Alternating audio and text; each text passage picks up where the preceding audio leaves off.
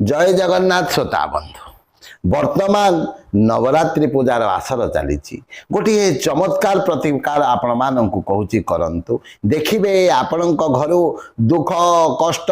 क्लेश अशांति रोग वातावरण निश्चित भाव में दूर होले कौन करेंगे ना रात्रि समय गोटे ढाल पानी को भरी करी रखिए राति सारा से पानी ढाल भरी हो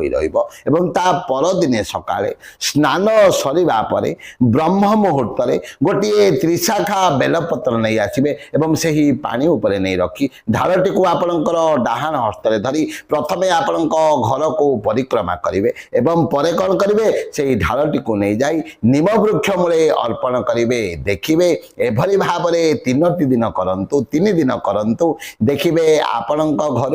दुख कष्ट क्लेश रोग शोक विपत्ति निश्चित भाव में दूर